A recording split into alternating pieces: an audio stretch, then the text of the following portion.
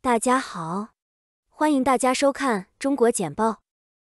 我们为您带来全球媒体关于中国时政、经济和社会的最新内容以及独家分析。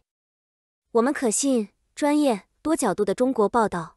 为世界精英提供判断、决策参考。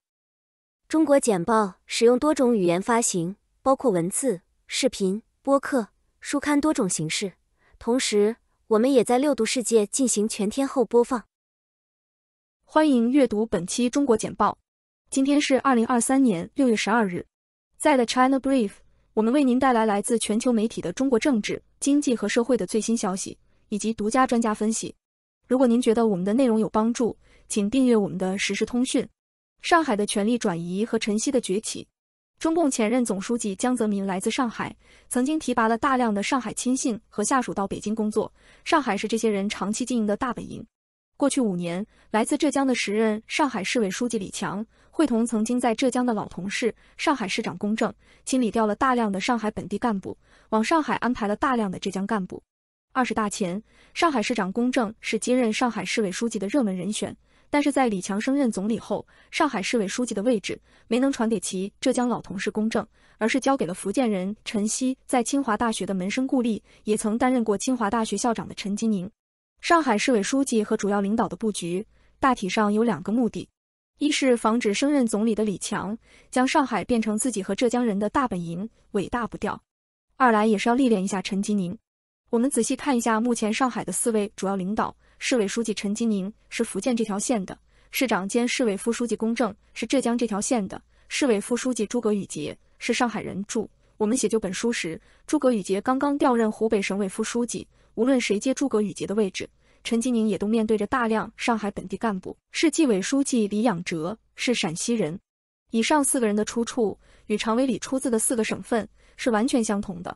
一而横向看，陈吉宁面临的局面与总理李强大体相同，周围是其他3个省份的人，抽鞭子的也来自陕西。纵向看，陈吉宁的安排让来自浙江的李强与自己在上海的大队人马首尾不能相连，对来自上海的丁薛祥也有一定的牵制作用。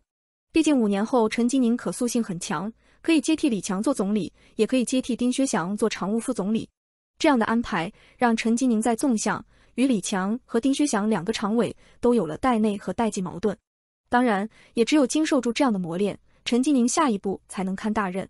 值得一提的是，陈吉宁是历届政治局委员中唯一一位在海外大学完成博士学位，并在海外大学任教的海归学者型官员。他1998年回国后，先是在母校清华大学任教，并逐步走上校领导岗位。2012年担任清华大学校长。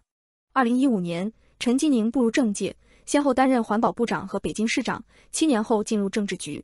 在他担任北京市长期间，北京严重的雾霾问题得到了有效解决。美国允许韩国和台湾芯片制造商继续在中国开展业务。华尔街日报，拜登政府计划延长对韩国和台湾半导体制造商的豁免，允许他们继续在中国开展芯片制造业务，而不会面临美国的报复。这一决定引发了人们对美国削弱旨在减缓中国技术进步的出口管制的担忧。这些豁免最初于去年授予，将于10月到期，承认在全球一体化行业中孤立中国的挑战。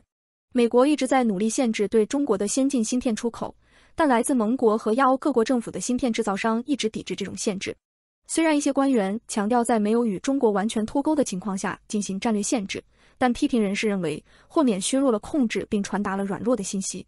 随着政策重点的转变，中国房地产行业没有快速解决方案。高盛，南华早报，高盛 Goldman Sachs 分析师警告称，中国房地产行业的困境导致经济增长前景疲软，为近期推动中国内地开发商股价飙升的看涨压注泼了一盆冷水。该银行指出，该行业的困境主要源于低线城市的问题和私人开发商融资。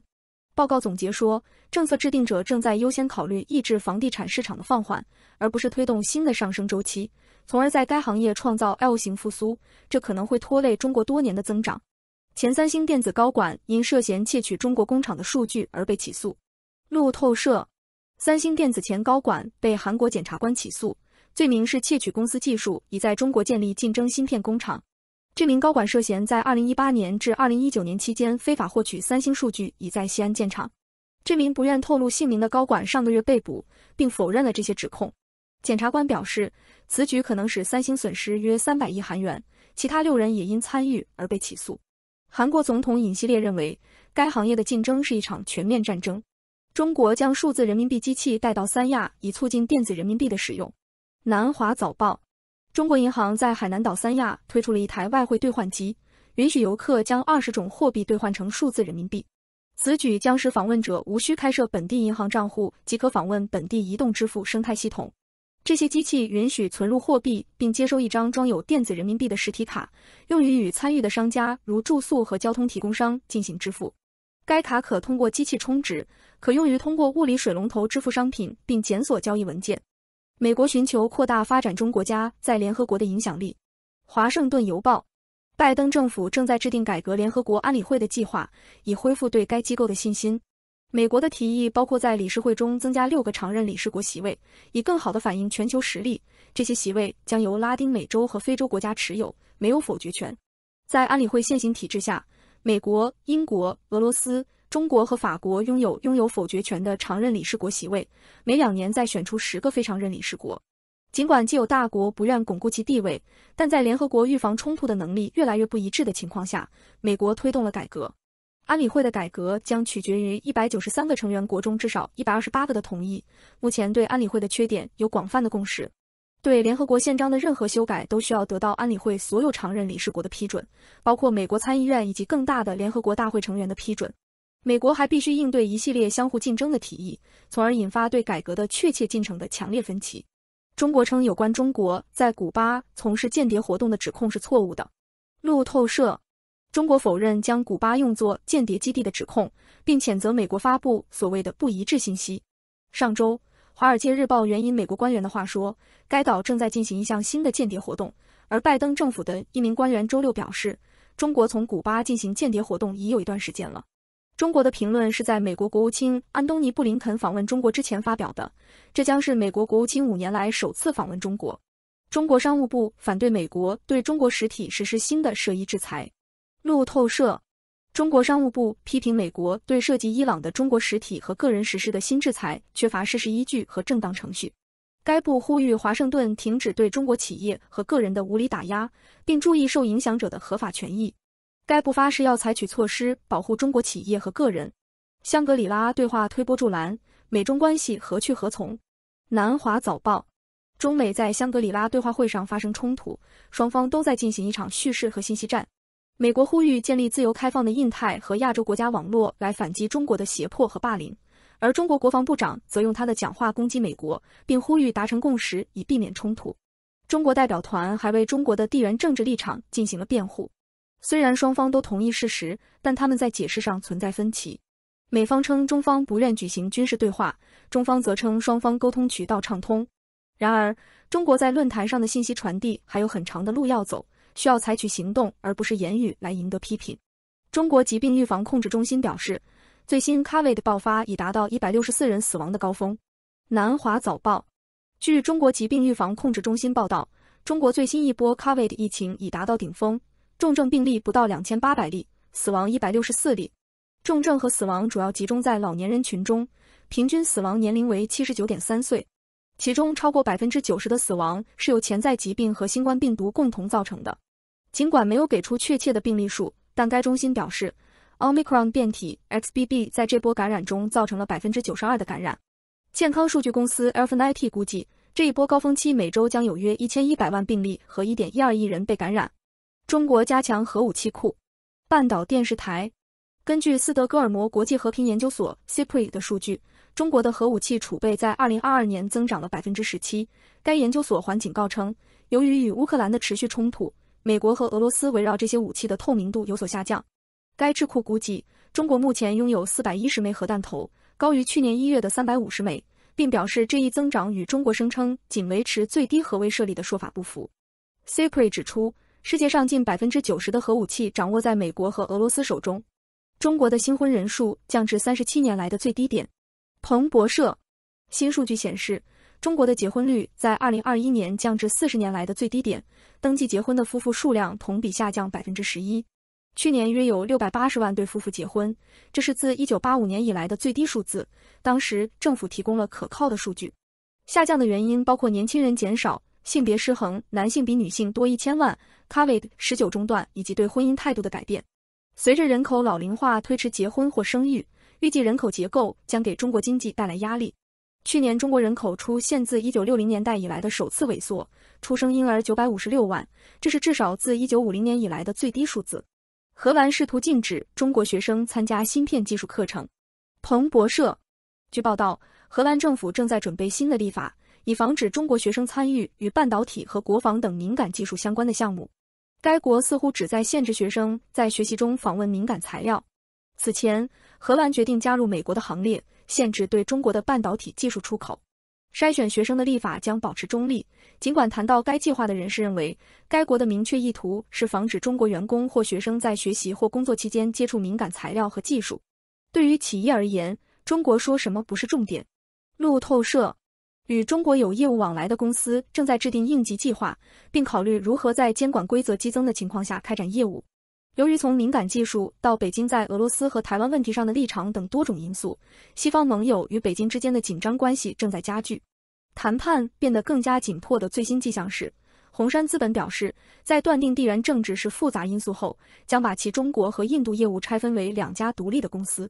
最近几周，许多其他企业高管前往中国会见员工、客户和官员。替代方案，例如将供应链完全移出中国，对某些人来说成本高昂且不切实际。中国在缅甸的双重目标：进入印度洋、打击犯罪。日经亚洲，中国正在成为缅甸的主要合作伙伴，连接两国的基础设施项目呈爆炸式增长。北京打击在该地区活动的国际犯罪团伙。5月2日，军方高官敏昂莱在缅甸首都内比都会见了中国外交部长秦刚。会谈后，中国承诺继续为缅甸发展提供力所能及的帮助和加快推进中缅经济走廊重点合作项目。两国接壤，缅甸是中国“一带一路”倡议中的重要交通枢纽，一条从中东运来的原油管道在到达云南省之前停泊在印度洋。这种关系的战略重要性激发了中国对内比都军政府的支持，包括利用其联合国安理会席位反对由美国和欧洲领导的制裁支持的压力运动。中国要求该国最后一名印度记者本月离开。彭博社，由于北京和新德里之间的紧张局势持续，中国已要求最后一名印度报业托拉斯记者离开该国。印度此前有4名驻华记者，然而印度斯坦时报的记者因签证续签问题于周末离开，而2名印度记者在4月份的签证续签被拒。与此同时，中国目前只有1名记者留在印度等待签证续签。自2020年两国在共同的喜马拉雅边境发生血腥争吵以来，印度记者被驱逐之际正值两国关系紧张之际。沙特阿拉伯与中国加强联系，以确保粮食安全。南华早报，Colisio 是 Calista 和中国蓝星饲料添加剂部门安迪苏在美国和中国的合资企业，计划在沙特阿拉伯的 Al Jubail 开设一家微生物饲料生产厂。该工厂的目标是到2027年每年生产10万吨动物饲料原料，旨在解决全球粮食安全问题。Colisio 的总经理表示，虽然中国较小的工厂将限制第一阶段天然气饲料技术的风险，但沙特阿拉伯的产品将主要用于全球市场。中国科技集团因外国投资者撤离而遭受损失。金融时报，中国在线娱乐公司哔哩哔哩在股价暴跌后，与其他科技公司一起见证了大规模债务偿还。2年前，该公司估值为540亿美元，现已降至65亿美元，导致哔哩哔哩大幅削减成本。哔哩哔哩的问题反映了整个中国科技界的问题，海外投资者甚至出售腾讯和阿里巴巴等盈利的互联网巨头的股票。裁员开始影响腾讯和阿里巴巴等现金充裕的公司，他们正专注于股票回购以降低成本。中国互联网集团的前景暗淡，因为该行业继续承受更高的资本支出。新西兰总理希普金斯将于6月底访华。日经亚洲，新西兰总理克里斯·希普金斯将于9月底率领贸易代表团访问中国，其中包括来自乳制品、旅游、教育和博彩业的代表。中国是新西兰最大的贸易伙伴，每年的出口额超过200亿新西兰元和122亿美元，而新西兰对中国采取的态度比五眼情报和安全联盟中的盟友更为和解。然而，新西兰也对中国在太平洋地区的人权记录和军事扩张表示担忧。中国吸引越来越多的日本研究学者。日经亚洲，越来越多的日本学者在中国的大学和实验室担任研究职务。中国过去主要欢迎日本公司的工程师，但现在正在寻找天文学等更基础科学领域的学者。这与日本形成鲜明对比，日本的预算削减使得学者很难找到工作。中国在过去20年里大幅增加了研究支出，在研究论文的总量和质量上都可以与美国相媲美。尽管研究文化存在差异，但日本学者之所以被吸引到中国，还因为中国拥有设备齐全的实验室、丰厚的薪水、资金和激励措施。随着布林肯准备访问北京，美国和中国采取措施解冻，但不信任依然存在。卫报，美国国务卿安东尼·布林肯计划于6月18日访问北京，这是乔·拜登所预测的美中关系解冻可能成为现实的最明显迹象。然而，在最近发生的事件，包括全球对使用中国间谍气球的争论以及对一个中国政策的分歧之后，美国和中国都必须克服相互不信任，才能改善关系。两国还声称希望在采取行动使经济脱钩的同时进行对话。谈到美国的政策，中国与全球化智库会长王辉耀近日直指华盛顿的双重标准。尽管经济低迷，台湾仍延续2年对美国芯片出口的增长。彭博社，尽管半导体市场放缓，但台湾对美国的芯片出口在5月份连续第26个月增长。美国从台湾购买的半导体同比增长 9%， 而对香港和中国大陆的出口下降 14.3%。这种分歧可能反映出美国芯片制造活动的显著扩张，因为华盛顿为先进制造业提供了回归本土的激励措施。尽管美国购买量的增加有所帮助，但中国大陆仍是台湾芯片的最大买家，其份额在5月份上升了2个百分点，达到近 54%。总体而言，台湾的芯片出口下滑了 8%。中瑞芯片交易戳中美国的眼睛。南华早报意见，欧洲芯片制造商意法半导体已与中国三安光电合作，在重庆建设一座价值32亿美元的芯片工厂，以满足中国对电动汽车和其他工业电力和能源行业对碳化硅器件生产不断增长的需求。该交易仍需获得监管部门的批准，还包括建设 SiC 制造工厂。此举是在美中芯片战争中发生的，美国当局敦促欧洲政府和企业选择立场，而由于中国作为一个快速增长的市场的地位，越来越多的西方企业正在重申他们对中国的承诺。上个月中国的 COVID 阳性检测率跃升至 40%。彭博社，根据中国疾病预防控制中心的数据，中国在5月份出现了 COVID 的死灰复燃，自4月份以来，检测呈阳性的人数比例增加了5倍多。数据显示，中国14亿人的天然免疫力被认为已经减弱，最初爆发感染了该国约 80% 至 90% 的人口。到目前为止，第二波的经济影响已经减弱，许多人寻求国内假期，医生报告病情较轻。一些人质疑这种趋势会持续多久，尽管一些人认为复苏在5月底开始失去势头。高盛预计中国房地产市场将出现 L 型复苏。彭博社，高盛分析师表示，中国低迷的房地产行业预计将经历多年放缓，这将对该国经济产生负面影响。尽管有现行的政府政策，该国的房屋销售从前2个月的 29% 以上放缓至2021年5月的 6.7%， 引发了担忧。尽管据信中国将出台一系列新措施来支持陷入困境的房地产市场，但分析师预计不会出现上行周期，政策的重点是减少对该行业的经济和财政依赖。为什么亚洲霸权之战始于中国海警？纽约时报，近年来，中国迅速建立了世界上最大的海警舰队，并越来越多地在外国领土上使用它来维护对战略水道的控制。担心这种扩张的竞争对手国家也迅速增加了本国海岸警卫队船只的规模。分析人士认为，中国作为海上强国的崛起打破了200年的全球海岸警卫队传统。这些部队传统上用于监管走私者，并帮助进行搜救行动。另一方面，中国正在建设一支由海岸警卫队船只组成的军事力量，其舰队中有150艘这样的船只。它甚至部署了配备76毫米大炮和反舰导弹的船只，导致其他亚洲国家通过增加本国海岸警卫队的规模和火力来做出回应。这些国家包括日本、菲律宾、韩国和美国，越来越多地在整个南海水道与中国船只对峙。然而，海岸警卫队船只之间的这场军备竞赛凸显了中国与其竞争对手之间发生更广泛冲突的威胁不断上升。因为在南中国海广阔空间发生的一次简单事故或暴力低级小规模冲突可能引发世界主要大国之间的战争，中国海警表现出的自信，主要通过侵略性策略和干扰其他国家的船只巡逻，刺激和恐吓其他国家而几乎不受惩罚，这也带来了加剧该地区国际紧张局势的风险。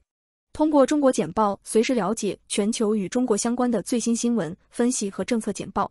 我们的团队汇总、综合和总结来自各种来源的最重要信息，包括媒体、智库、政府机构和行业专家。我们的使命是为您提供易于访问且非常有价值的信息，这些信息是根据您的特定兴趣领域量身定制的。我们了解与中国相关的最新发展的重要性，并旨在让我们的读者能够理解这些信息。访问我们的网站，加入对话并随时了解与中国相关的最新消息和发展。3w.6dobrief.com